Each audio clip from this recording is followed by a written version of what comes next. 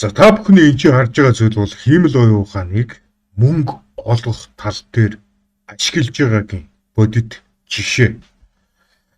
Би Gemini, Google-ын гаргасан Gemini хиймэл оюун ухааны тусламжтайгаар миний өмнөөс 24 цагийн туршид Binance дээр арилжаа хийдэг автоматчлагдсан систем буюу одоо роботыг хийсэн байгаа.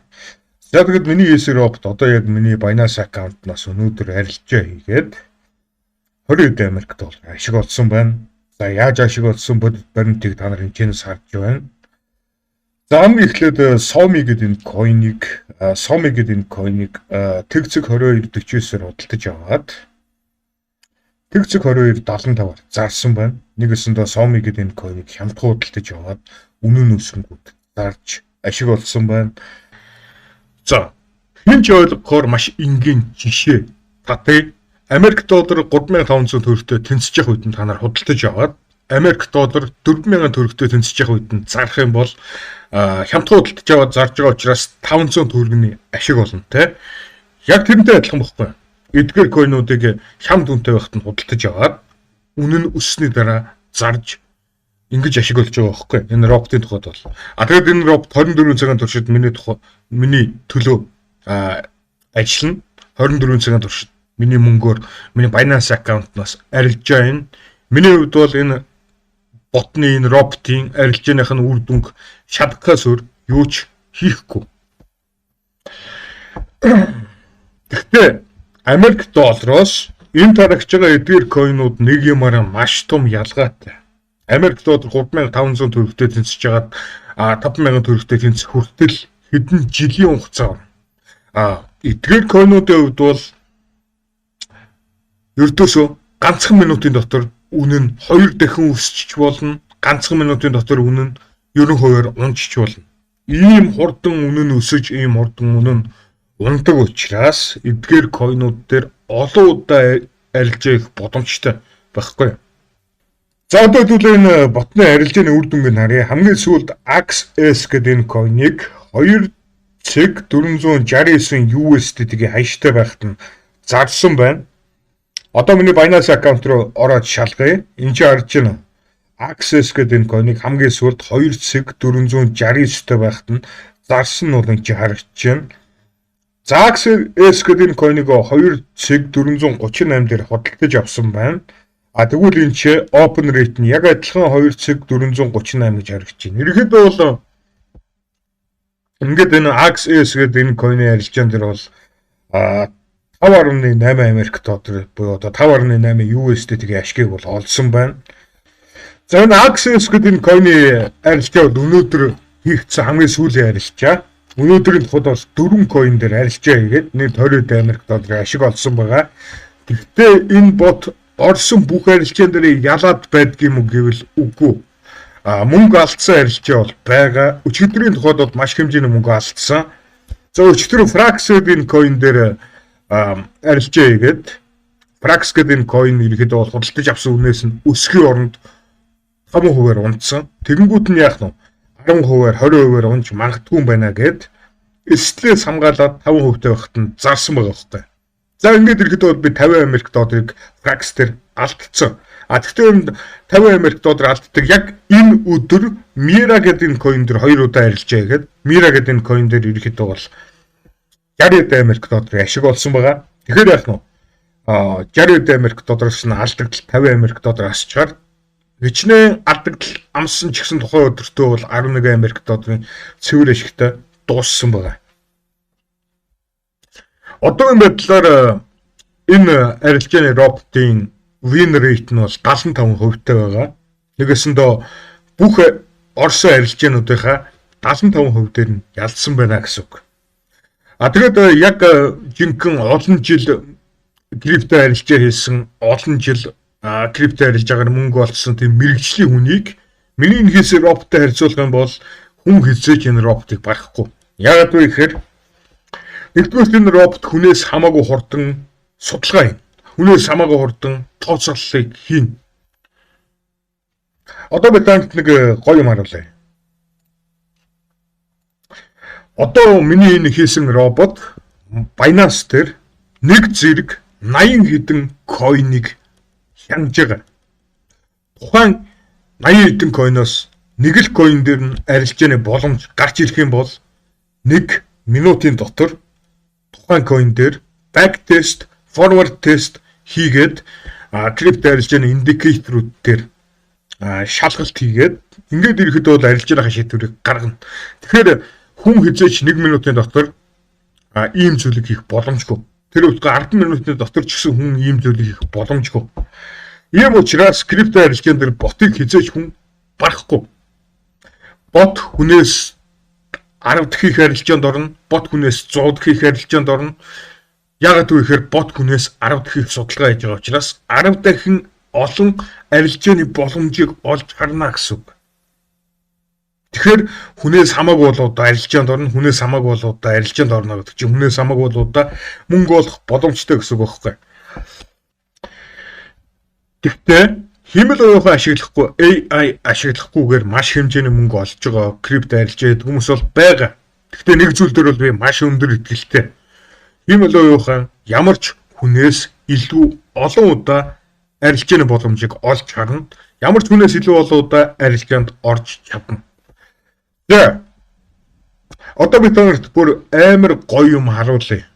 Хамгийн сүүлийн арилжаа Access дээр 500 Америк доллараар нь Access гэдэг энэ койныг хөдөлж аваад хөдөлж авсан Access гэдэг энэ койн нь 112%-аар өсөнгүүд 583 Америк долларын ашгийг олж байгаа байхгүй. Хэрвээ 500 Америк доллар биш 5,000 Америк доллараар нь Access-ыг энэ бот хөдөлж авсан бол гарах ашиг нь 10 дахин их байна гэсэн үг. 58 Америк доллар. Хэрвээ 5,000 Америк доллараар хөдөлж авсан бол гарах ашиг нь 580 Америк доллар. Галзуу үстэй.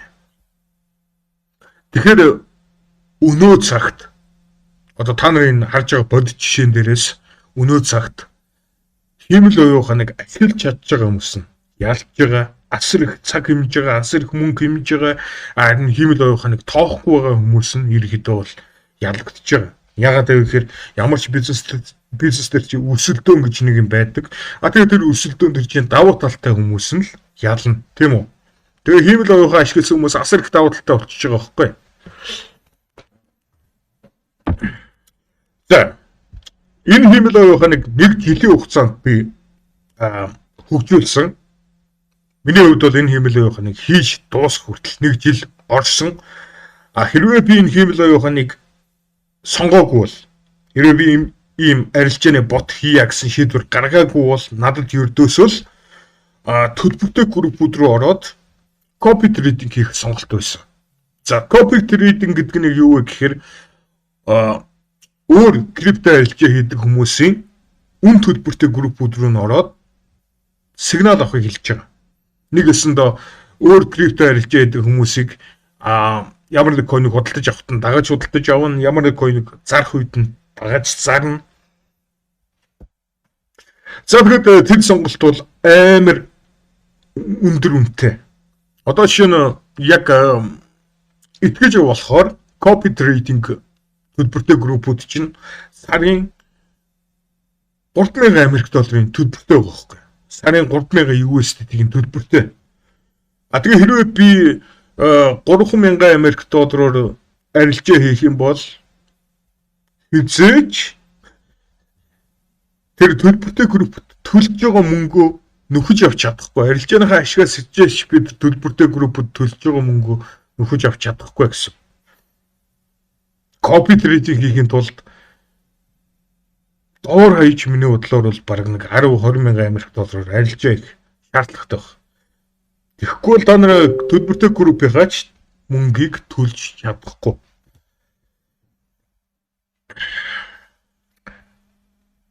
За тэгээд ерөнхийдөө бол энэ 2026 онд би ямар нэг бизнесийн өрсөлдөөнгүй ямар нэг одоо маркетинг явуулдаггүй тийм интернетээр мөнгө олох аргыг бол хайсан. Тэр аргаа бол олсон. Өнөө энэ бичлэгнээ туршаад тэр олсон зүйлээ бол та нарт ярьлаа.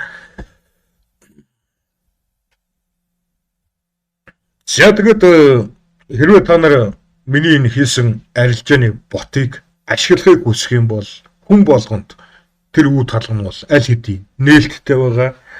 Яаж энэ миний хийсэн арилжааны ботыг ашиглахын тэр тухай би аль хэдийн өмнөх бичлэгнүүдээр бол заасан байгаа. Хэрвээ та нар энэ арилжааны ботыг өөрсдийнхөө Binance арилжаанд ашиглахыг хүсэх юм бол миний YouTube сувг руу ороод плейлист гэсэн кнопн дээр дараарай. За плейлистэн дээр нь ингээд дарангуут дүрдэл Binance Spot арилжааны бот гэсэн нэг ийм плейлист гараад ирнэ. Энэ дээр дарахаар энэ арилжааны ботын миний Binance account энэ арилжааны ботны тухай хийсэн бүх бичлэгнүүд энэ ч ингээд гараад ирнэ. За тэгэхээр та нар хамгийн сүүлд хийсэн 3 бичлэгийг үзээрэй. Хамгийн сүүлд хийсэн энэ 3 бичлэгийг үзээрэй. Ерөнхийдөө энэ 3 бичлэгэн дээр яаж миний энэ хийсэн Binance арилжааны ботыг өөрсдийнхөө Binance арилжаан дээр ашиглахын тэр тухай бүх мэдэх ёстойнуудыг чинь тайлбарлагдсан байгаа. Тэгэд нэг юмыг та нар анхаараарай. Ямар ч арилжаан дээр 100% ялна гэсэн зүйл бол байхгүй. Миний энэ хийсэн арилжааны бот бол зарим арилжаан дээр ялагддаг, зарим арилжаан дээр ялдаг. Ямар ч тач миний хувьд бол ядагдж байгаагаас ялж байгаа тон их өндөр багтал болж байгаа. Олж байгаа ашиг нь алдж байгаа мөнгнөөс өндөр багтал болж байгаа.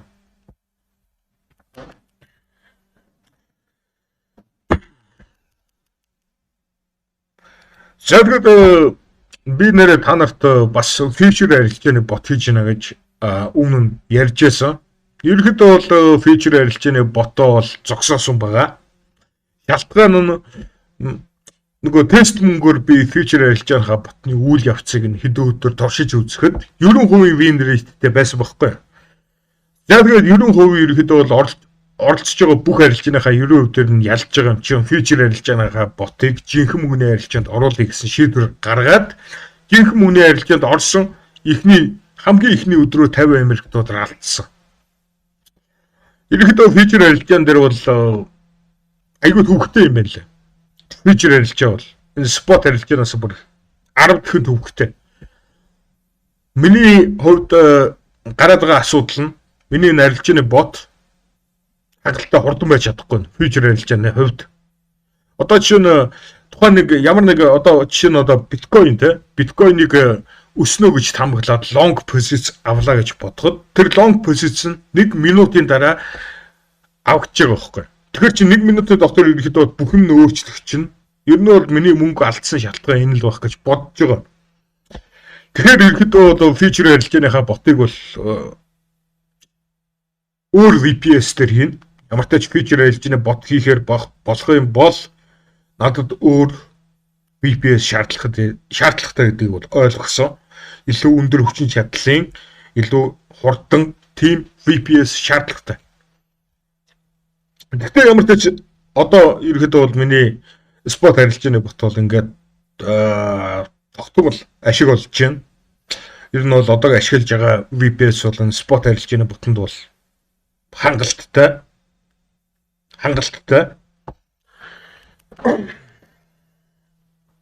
За тэгээд би бас нөгөө та нарт ярьжсэн шүү дээ. Arbitrage бот хийнэ гэдэг. Тэр мөрөөдлөө бол би орхисон. Ягаад вэ гэхээр arbitrage бот гэдэг чинь ерөөхдөө бол өстой жинхэнэ бүтэхгүй мэлээ. Үнэхээр бүтэхгүй мэлээ. Arbitrage бот хийнэ гэдэг бол амар хэцүү.